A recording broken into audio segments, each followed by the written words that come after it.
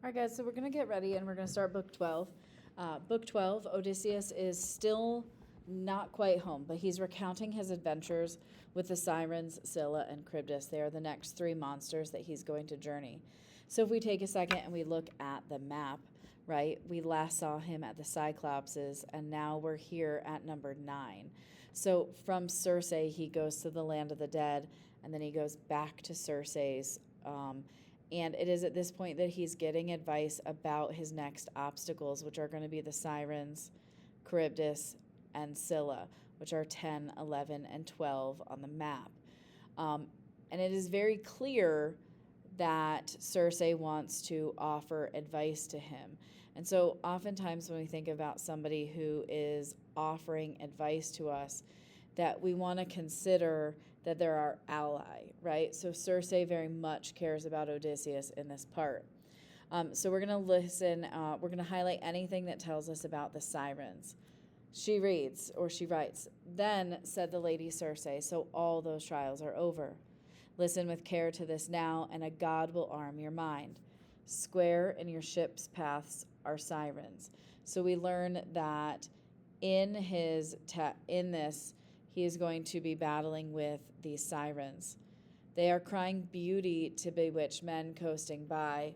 Woe to the innocent who hears that sound.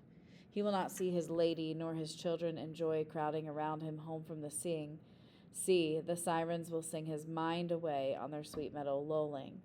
There are bones of dead men rotting in a pile beside them, and flayed skins shrivel around the spot.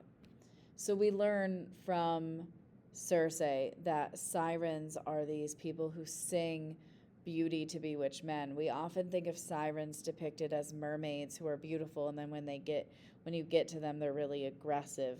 There's different depictions of Sirens throughout the years, but instead of home and instead of family, instead it says there are the bones of rotting men. And so I think that is something really important that we want to identify about them, that the fear is that they are going to kill you. Her next advice says, she goes into her advice: steer well, steer wide, keep well to seaward, plug your oarsmen's ears with beeswax kneaded soft. None of the rest should hear that song. So she is telling them that in order to get past this challenge, that you need to plug your ears with earswax. She then says, but if you wish to listen.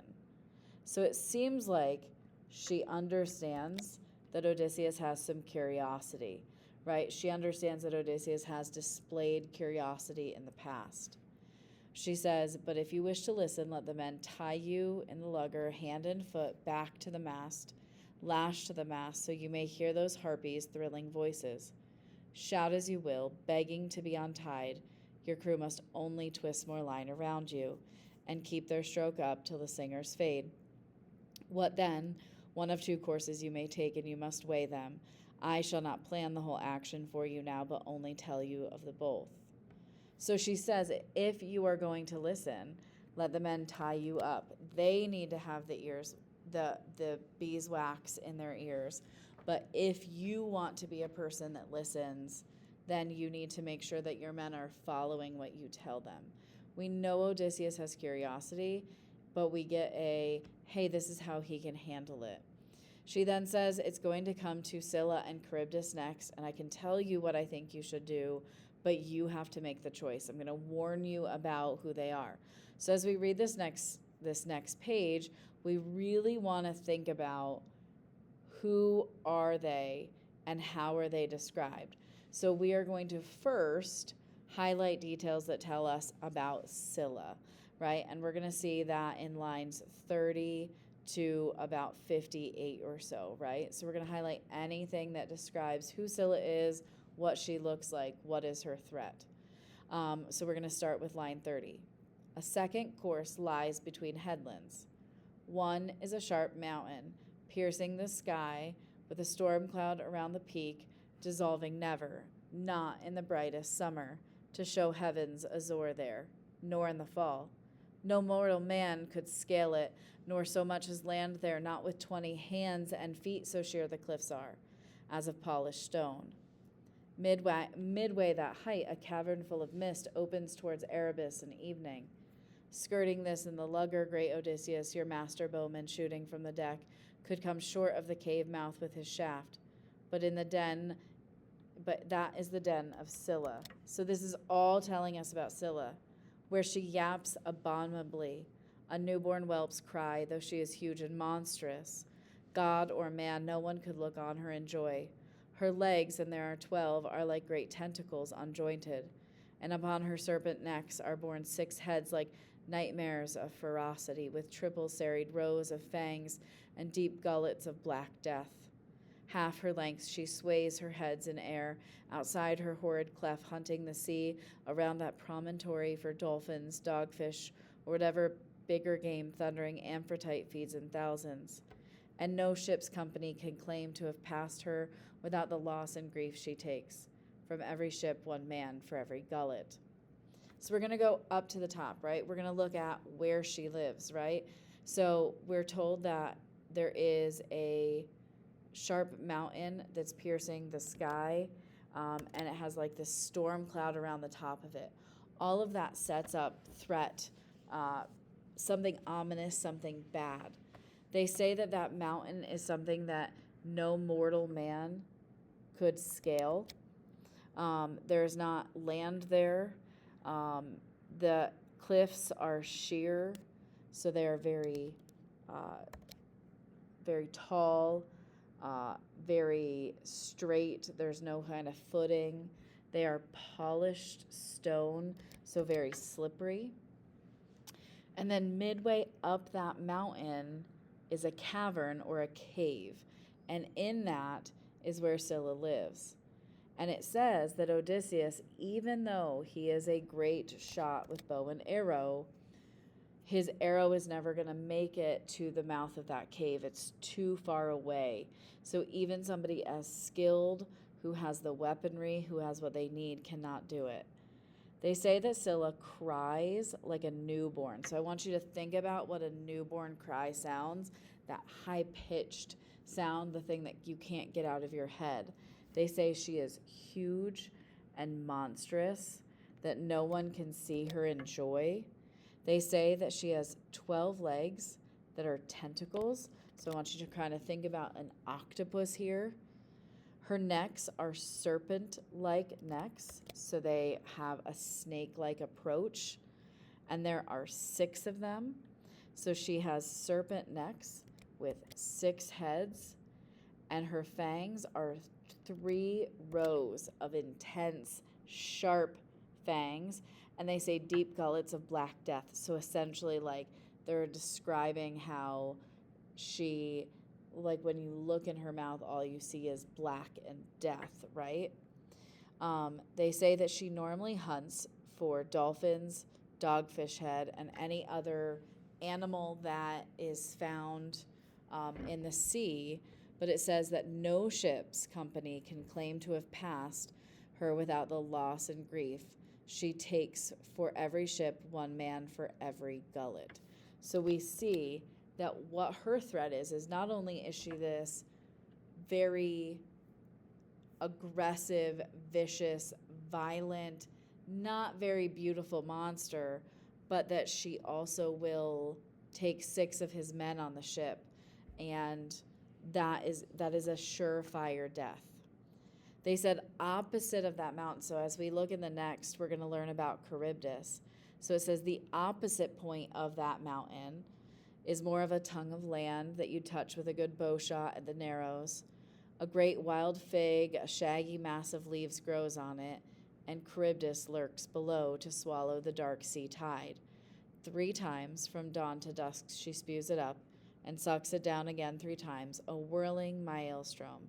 If you come upon her, then the God who makes earth tremble could not save you.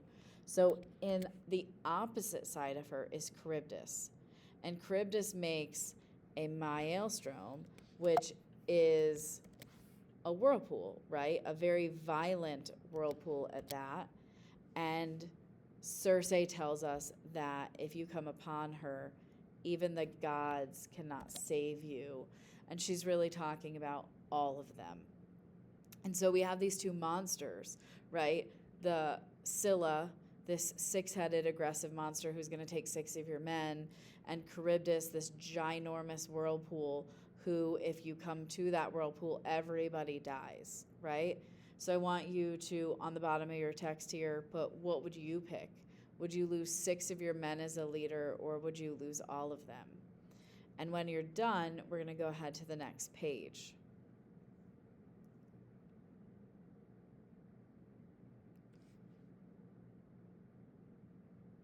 She says, no, hug the cliff of Scylla, take your ship through on racing stroke. Better to mourn 6 men than to lose them all. You want to highlight that, and you want to identify what advice she gives to Odysseus here.